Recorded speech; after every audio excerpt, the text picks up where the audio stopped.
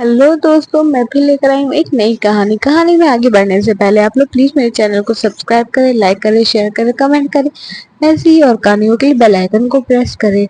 प्रिया अपने स्कूल से निकली और जाकर बस में बैठ गई। उसके दोस्त सोनम ने बस में बैठते ही प्रिया से कहा, सोनम तुझे पता है स्कूल की ओर से हमें पिकनिक पे ले जा रहे हैं। प्रिया, सच? फिर तो बहुत मजा आएगा।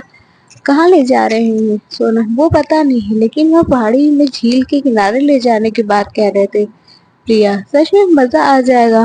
तू तो जा रही है ना? सोनम, पता नहीं मम्मी भेजेगी या नहीं।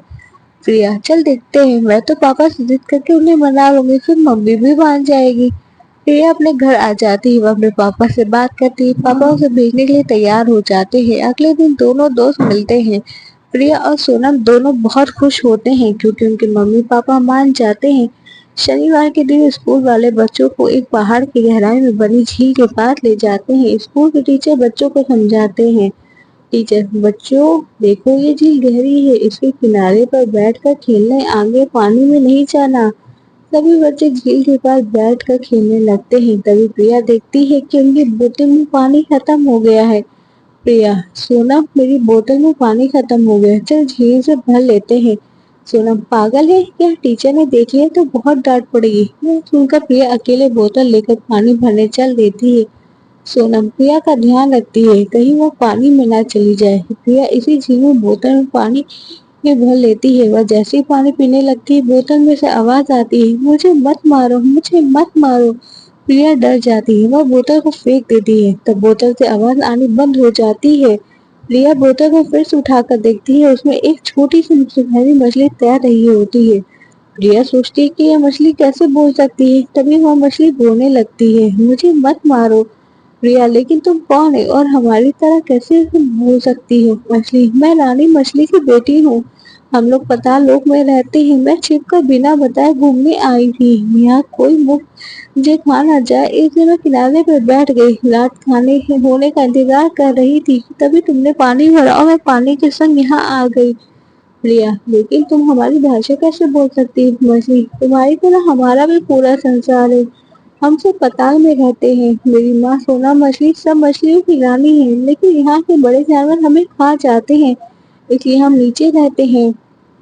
वहाँ कोई आ नहीं सकता। मेरी माँ के पास बहुत शक्ति है और मेरी ये शक्ति अंदर भी आ गई है, मेरे अंदर भी आ गई है। अगर तुम मुझे ना मारने का वचन दो तो मैं तुम्हारे बहुत काम आ सकती हूँ। प्रिया, अच्छा चुपचाप इसी बोतल में रहो, मैं तुम्हें घर ले चलती हूँ, लेकिन कुछ बोलना मत। प्रिया उस मछली को घर ले आई। फिर प्रिया अपने कमरे में गई और एक बड़े से शीशे के बर्तन में बोतल का सारा पानी पलट दिया। अब हम मछली प्रिया की बात करने लगी। मछली, तुम मेरे घर में, तुम्हारा घर बहुत सुंदर है। प्रिया, हाँ, क्या तुम मेरी दोस्त बनोगी? मछली, हाँ क्यों नहीं, मैं तो तभी तुम्हारी दोस्त बन गई थी जब तुमने मेरी जान बचाई थी। प्रिया, लेकिन तुम्हारे घर वाले तुम्हें ढूंढ रहे होंगे। मछली यहाँ सुनकर उदास हो जाती है। फिर वह कहती है, मछली, हाँ ये बात तो ठीक है, लेकिन एक नई दुनिया को देखने में बहुत मजा आ रहा है। मैं कुछ दिन तुम्हारे साथ यहाँ रहकर वापस चली जाऊंगी।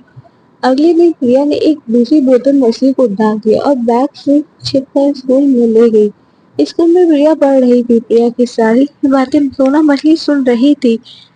शाम को घर आने पर जब प्रिया अपने कमरे में आई तो उसने सोना मछली को एक बड़े बर्तन में निकाल दिया। मछली, तुम्हें पता है मैंने तुम्हारी सारी पढ़ाई सीख ली।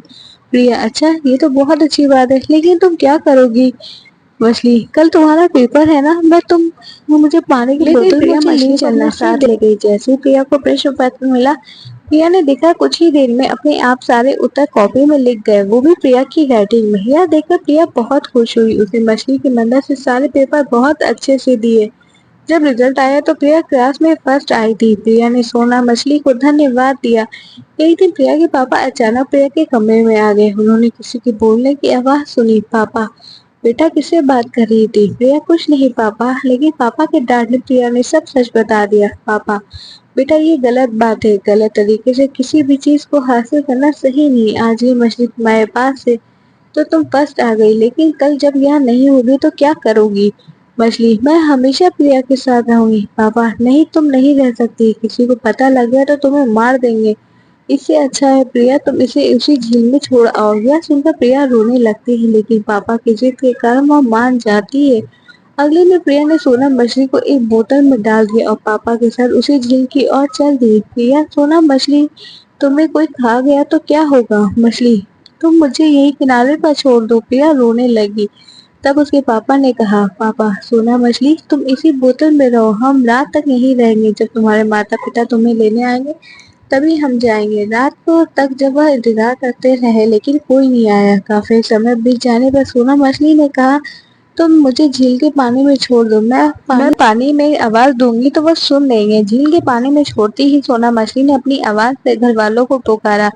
तभी झील की सतह पर बहुत सारी सोने जैसी मछलियां रंग की आ गई।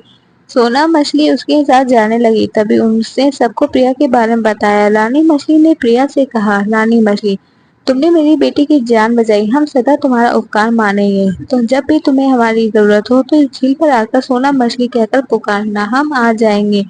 प्रिया, क्या मैं कभी कभी सोना मछली से मिलने आ सकती हूँ? इस पर रानी मछली तैयार हो गई। इस तरह सोना मछली और प्रिया की दोस्ती हमेशा चलती रही। Thanks for watching.